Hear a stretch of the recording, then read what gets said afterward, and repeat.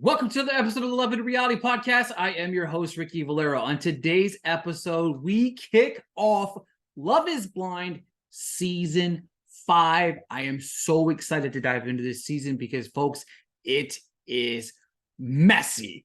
And I mean messy.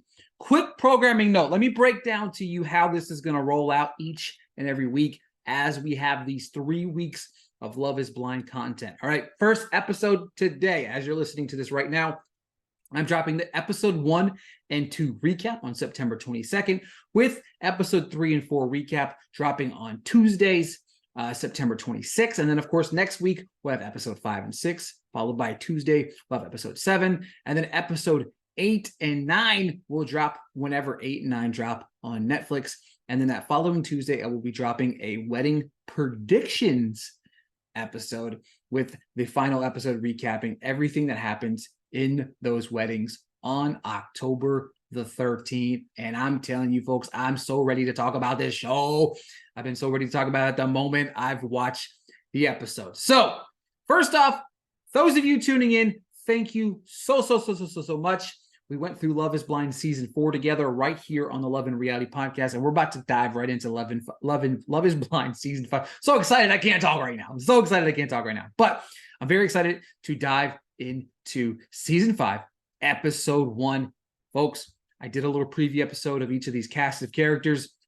I'm ready to dive headfirst into these right now. So the title of this episode is So You're a Recent Cheater. And I was like, man, that's such an interesting name. And then it comes into fruition a little bit. All right, we get a little bit of small talk here and there with, the crews talking to Nick and Vanessa. Chris said based off his looks, everyone says he's a playboy, which I don't really get that vibe from him, but, whatever he says, I'm not going to call him a liar yet. Could be later. Jarrett with 2 R's says he's skinny and people judge him for that. Okay. All right. Nick and Vanessa say it's time to get a read on what questions they have in mind. Linda says she wants to ask the guy if they've been to therapy, which is actually a fantastic question. Any guy that isn't comfortable enough with the idea of going to therapy needs to have their head checked, because therapy, there's nothing wrong with going there. So Aaliyah wants to know about their fetishes and whether or not they're going to try to suck on her toes. What is going on? This is that's one of the first questions you're gonna ask. Hey, what are your fetishes? Whatever. Love is Blind is kicked off. We have the pods open. Chandra is talking with several guys, saying she wants to know their core. Uchi breaking down with Maris that the marriage struggle with their first 2 years, and talking about how marriages are kind of set up to fail, which is very weird.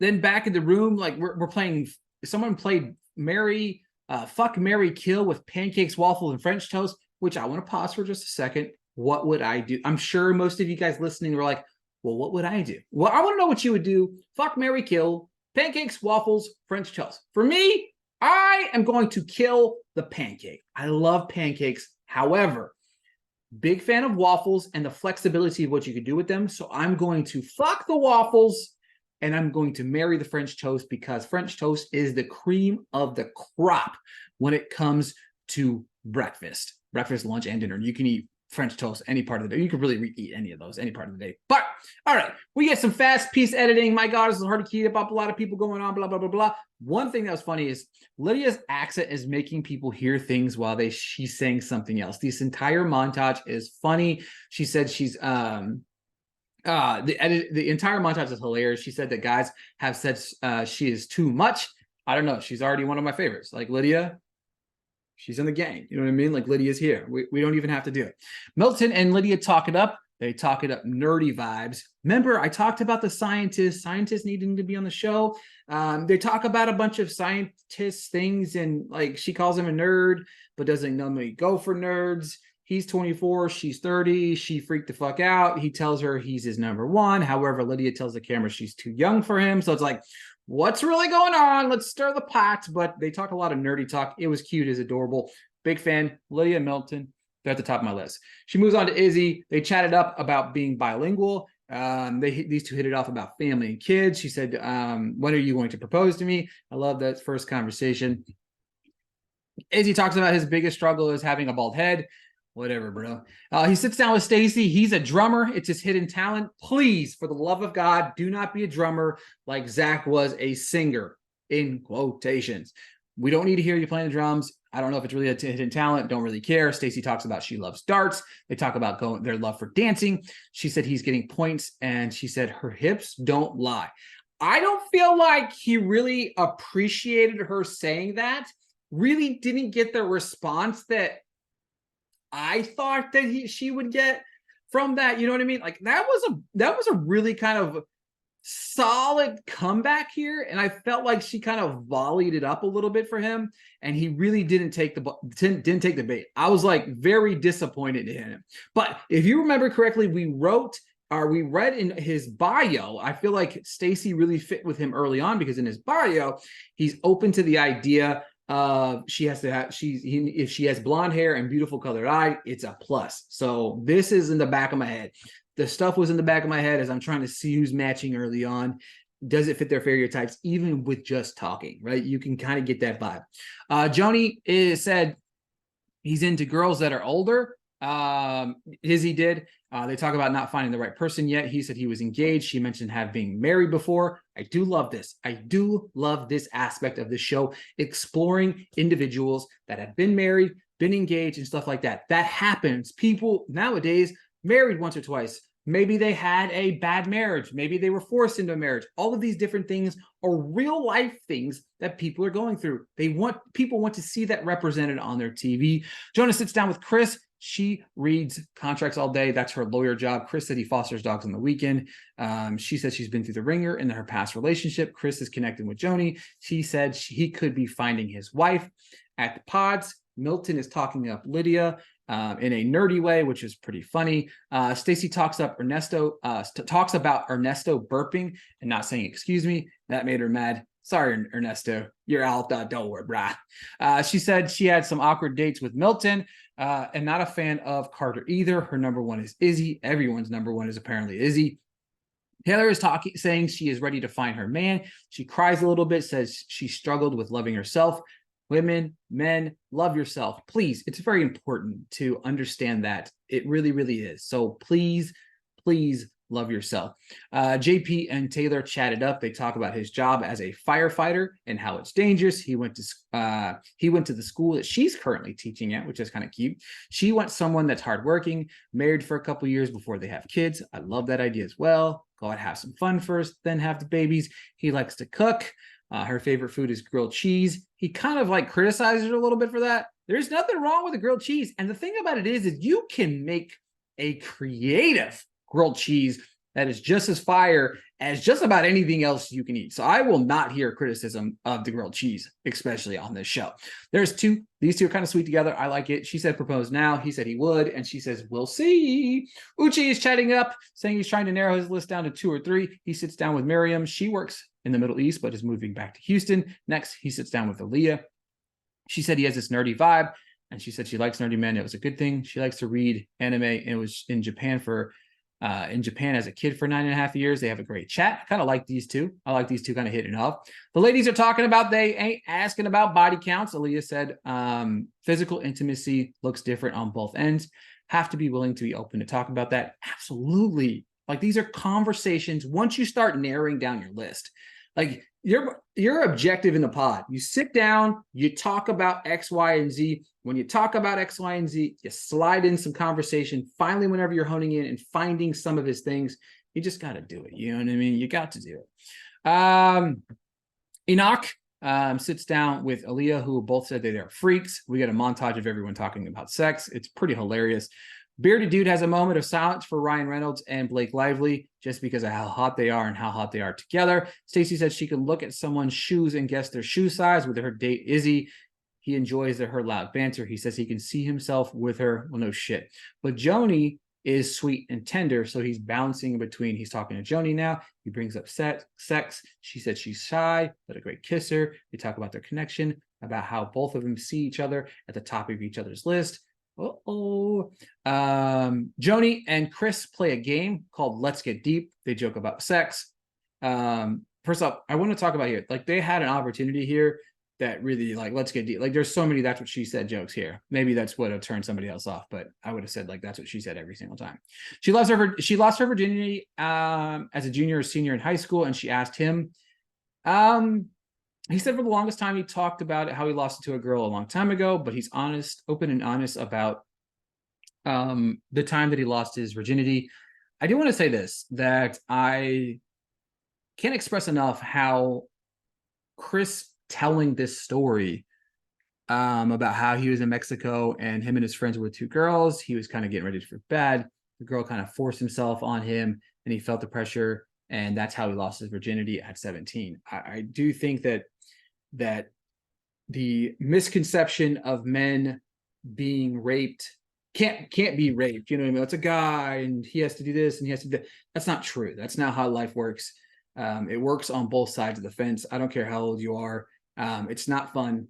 It's not cool. And it's definitely a absolutely terrible way to lose your virginity. So shout out to my man, Chris, for being open and honest about this. I hope that him speaking up allows other people the opportunity to do the same, because it's very important for that to be out into society. Lydia says she is loud. She's chatting up Izzy again. They connect on a deeper level, having a lot in common.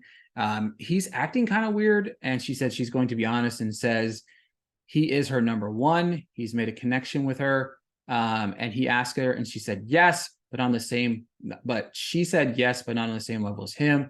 He said he hasn't been able to sit down and reflect on things. Nah, fam, his feelings ain't here, dog. Like, this whole dynamic here, Izzy and Lydia, I kind of felt bad for her. Uchi and Aaliyah are back together talking about marriage, and says she needs her own woman cave where she can play her guitar and paint and play records. She said she writes poetry. He speaks up about how he's has written and performed spoken word for 4 years. Like, what an early dynamic between these two that I really, really do like. We're in a living quarters. JP is talking up Taylor, said they did a deep dive, including saying things they would fall into place. Taylor is feeling good about leaving Engage. Stacy talks up Izzy and said she isn't sharing who she is interested in because with other people, which is a brilliant thing. Like, I mean, Lydia is talking up Izzy about how happy she is. She goes to sit down with him. However, poor Lydia, she gets her heart broken in 1,000 pieces. She was so excited to sit down and talk with Izzy, and he says he has made a stronger connection with other girls, and she asked him to say why, and he said it's the chemistry for him. She breaks down and cries. I'm so sad for her, heartbroken. I'm just sad.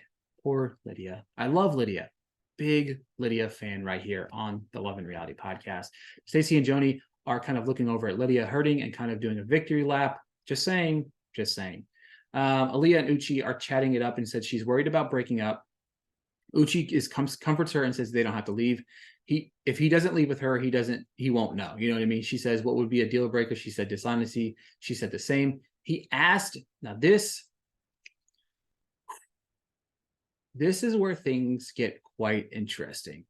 As I said, Aaliyah and Uchi were at the top of my radar. I like these two. They had good chemistry, but I have never flipped a switch faster on not liking somebody than I have done with Uchi on this scenario ever. He asked her if she ever cheated on someone. She said once, and she said she wasn't being physically satisfied for 2 years. First, it was only 2 years, but he hit her with "You're a recent cheater." Hey, that's where we get the name of the show here. And he was just a dick about it. Like, he said it's not good. He said, you told your boyfriend this happened. She's quiet. She said no. She never told her boyfriend about it. She said, I didn't want to hurt him. And then he just railroads her. Says it's not about hurting him. It's about yourself. He said, does it feel embarrassed or ashamed about it? He said if she would have confronted him, she would have to deal with that. I mean, get this man out of here. Like, she's unsure of what to say as he is pushing and pushing and pushing. Like, he consistently just pushes this woman to the, like, it felt like to the breaking point. Like, it just felt so rude and disrespectful and wrong, and just She's unsure what to say. He said her saying it would have been made her an honest person. He would have wanted to know. He said, I cheated once. He only kissed someone at 18. Who cares? Like, nobody cares. This is a different instance. She was with her boyfriend for 3 months after cheating. Again, who cares? He's pushing her, and this is making her uncomfortable. He asked if she has any more. Now, this is where I get mad. He asked if she has more guy friends or girlfriends. What in the hell does that matter? That's the sound of a controlling man, period. If you're saying that now, dog, you are controlling. Like, what does, first off, okay, she cheated 3 years ago, whatever, you're mad about that. But what does her having more guy or girlfriends have to do with that dynamic? You're already putting doubts in your head about any future relationship with this girl. She said she would never do that to him. She said she isn't the same woman. He said, it's only been 2 years. And she said that was a long time ago. He said, no, it wasn't. This has shifted like massively. There's nothing wrong with see, this is the thing.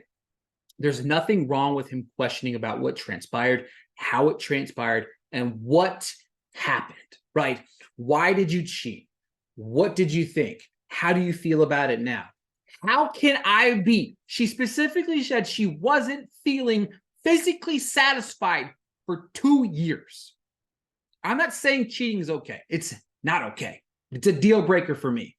But he has the opportunity 2 years later to be the man that she needs to be. She needs in her life to feel physically satisfied.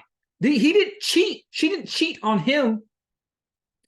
I understand you have the questions. You're worried. She cheated. It's not once a cheater, you're always a cheater. Sorry, that's not a thing.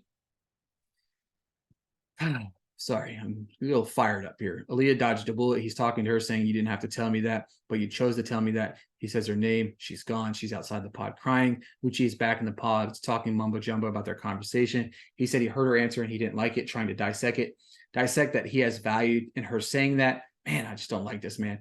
Lydia says, Aaliyah, that the show shows you clarity on Uchi and reacts. Let's fucking go. Tell him the biz. She gives him the business about Uchi. Let's fucking go. She says he doesn't get to judge you. Lydia is my favorite human being on the show. She needed Uchi to understand how he can learn from what she did and try to be the man to raise the bar to ensure she never has to feel that way again instead of judging her so harshly. That was the end of the first episode.